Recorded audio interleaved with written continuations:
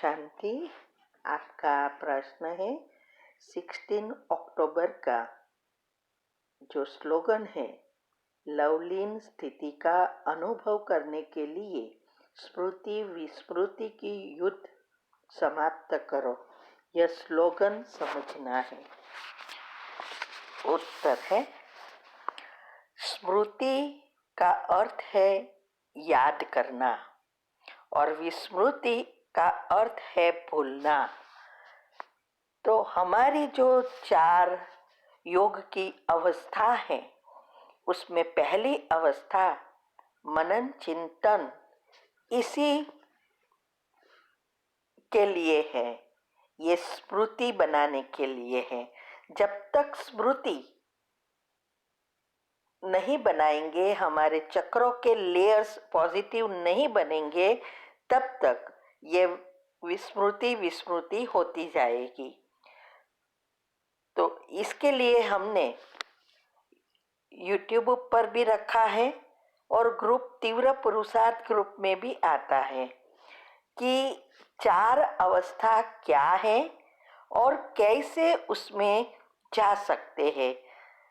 विधि बताई है पहले से अंत तक, माना बीज रूप स्थिति और फिर योग के प्रयोग तक की। तो वो आप सुन सकते हैं।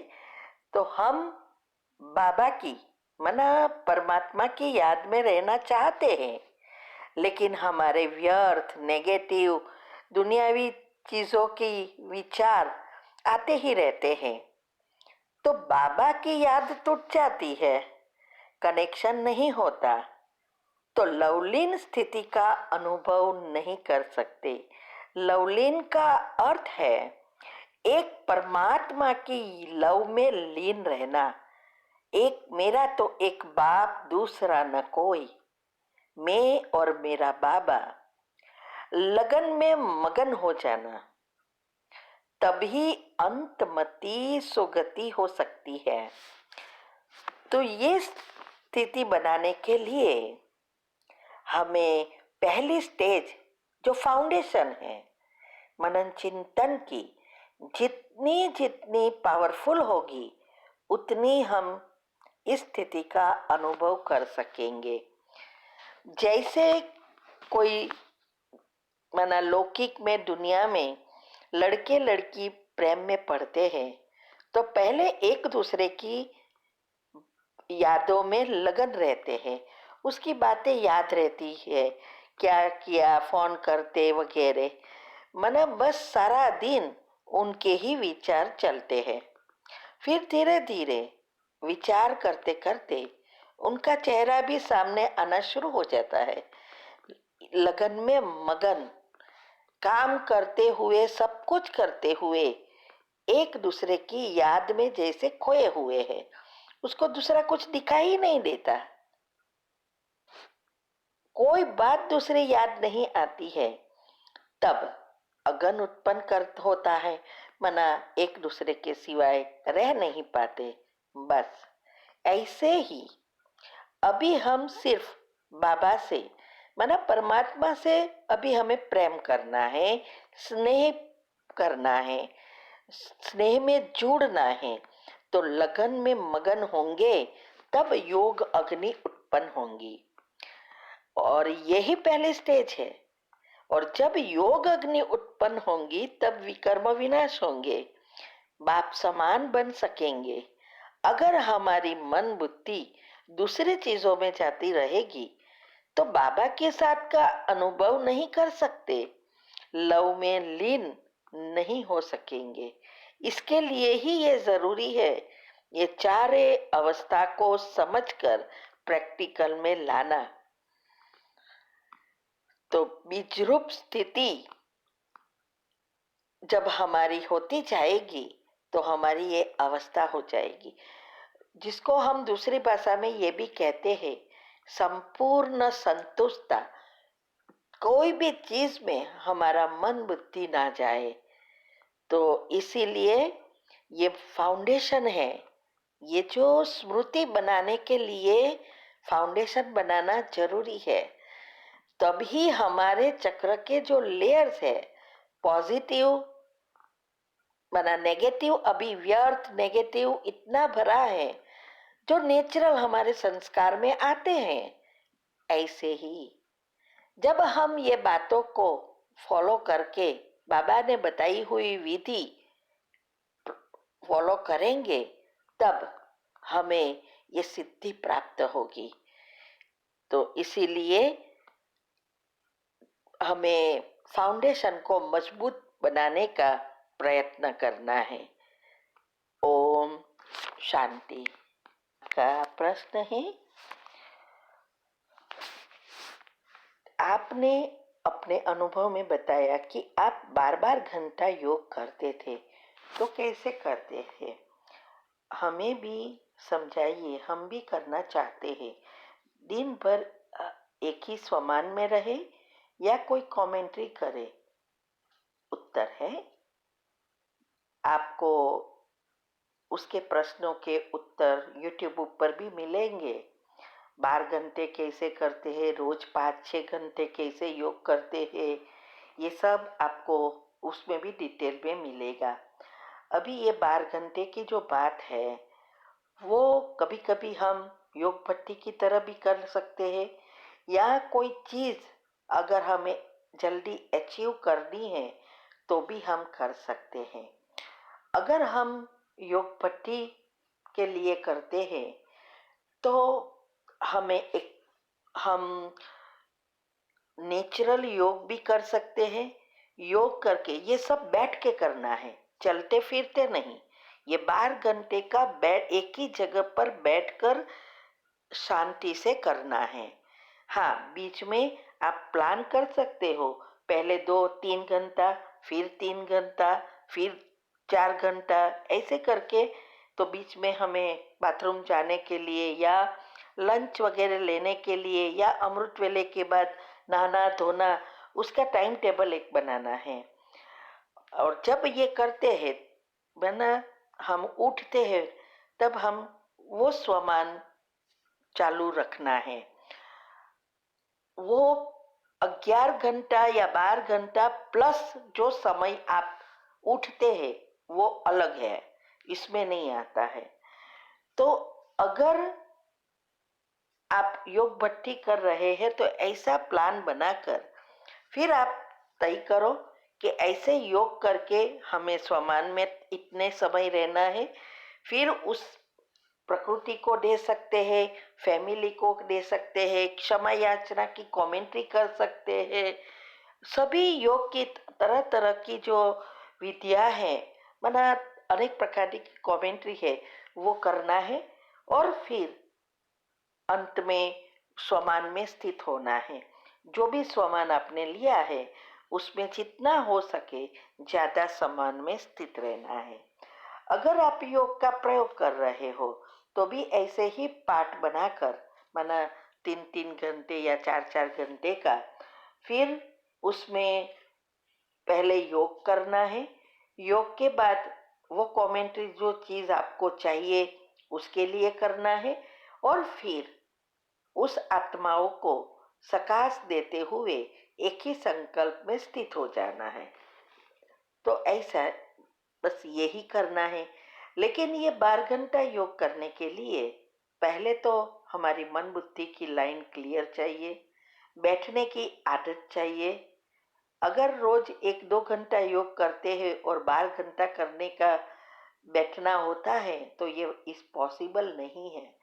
इसके लिए बहुत हमें प्रैक्टिस करनी पड़ती है कि हमारी मन और बुद्धि एकाग्र हो सके। तो ऐसे करके आप कोई भी योग कर सकते हैं, लेकिन बैठ के करना है, एक ही जगह पर बैठना है। और कोई चीज के लिए है तो जब तक उसकी प्राप्ति नहीं होती तब तक उसी जगह उसी समय पर बैठकर रोज करना है। ठीक है। ओम शांति। आपका प्रश्न है, आपके पिताजी नशा करता है और इसके लिए घर में बहुत अशांति है, और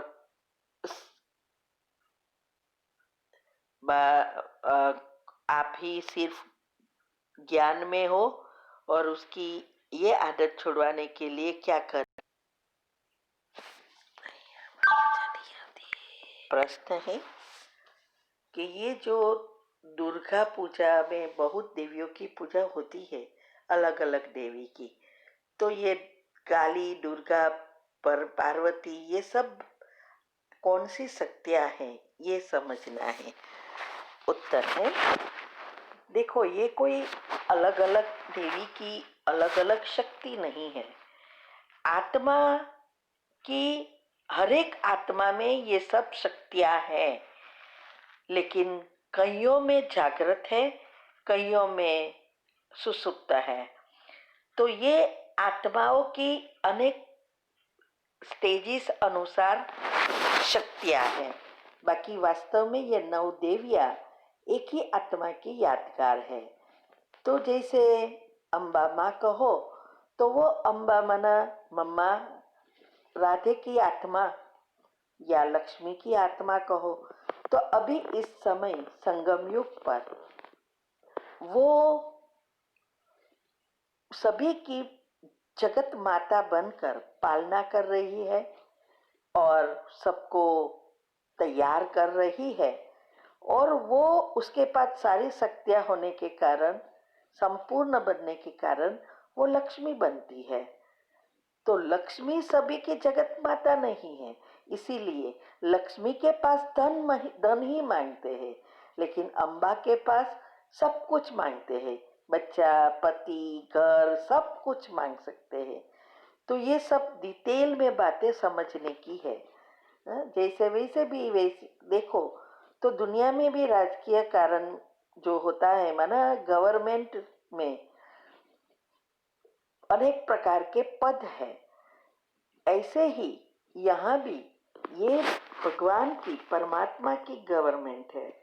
उसमें आप देखेंगे तो सब लेडीज ही, माताएं ही सभी मिनिस्टर हैं। देखो, अम्बा माता होम मिनिस्टर, लक्ष्मी माता फाइनेंस मिनिस्टर, फिर सरस्वती एजुकेशन मिनिस्टर। ऐसे सभी आत्माएं, सॉरी, माताएं, लेडीज ही उसकी गवर्नमेंट में है। तो ये सब बातें बहुत डीप में समझने की है। मुझे जब टाइम मिलेगा तो ये 8 शक्ति और आत्मा की शक्ति से कैसे जुड़ती है, इसकी डिटेल में हम वीडियो बनाकर भेजेंगे। ठीक है। ओम शांति। आपका जो प्रश्न है, हमारी जो आत्मा की शक्ति के जो टॉपिक है, उसमें से हमने जो समझाया उसके बारे में कि स्थूल में भी दही खाना सात्विक न हुआ, इस बारे में थोड़ा बताइए। क्या दही खाना सही है क्योंकि अशुद्ध सा से बना है? उत्तर है, देखो आपकी आई थिंक गलत फहमी हो रही है।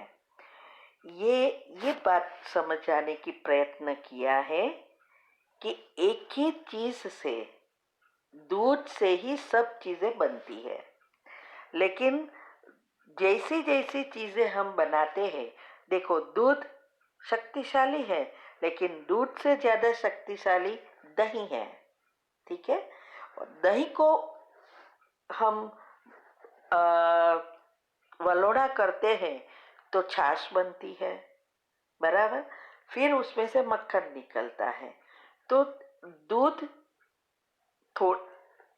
एक ही दिन टिकता है या 2 दिन, दही 1 वीक चलता है, मक्खन थोड़े समय चलता है, लेकिन अगर घी उबाल दिया तो बहुत लंबा समय चलता है।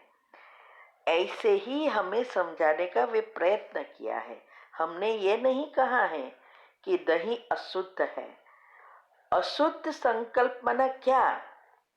एक प्रकार के बैक्टीरिया, इससे दही से कोई लेना देना नहीं है, ये तो समझा नहीं है। वास्तव में दही बनता ही है बैक्टीरिया से, और वैसे देखो तो दूध से भी अच्छा दही है। वो अशुद्ध नहीं है, वो सात्विक ही है। अगर ये अशुद्ध है तो दूध की सभी चीजें अशुद्ध हैं। तो हमने ये नहीं कहा है, ये आपकी समझ फेर हो रही है। अशुद्धता इसमें है ही नहीं। दही खाना बहुत बहुत बहुत अच्छा है। उसके जो बैक्टीरिया होते हैं वो बहुत शरीर को शक्ति देता है। लेकिन घी, जैसे घी सबसे टिकाऊ है और सबसे जास्ती शक्ति देता है, थोड़ा खाओ और शक्तिशाली बनाता है। और दही हमारे अनवांटेड बैक्टीरिया को मारता है और क्लीन करता है। ऐसे ही हमने ये समझाने का प्रयत्न किया कि हमारे अशुद्ध संकल्प जब जुड़ जाते हैं तो वो आगे बढ़ने नहीं देते। लेकिन जब हम उसको क्लीन करते करते करते करते मनन मंथन में जाते हैं तो जो राज, मक्खन रूपी राज निकलते हैं, वो राज अगर समझ में आ जाए तो वो घी की तरह बन जाता है। ये परमानेंट बन जाता है, संस्कार बन जाते हैं जो लंबा समय चलता है। और ये सब करने से आत्मा में शक्ति बनती है। हमें ये हमने समझाया है। ठीक है। ओम शांति।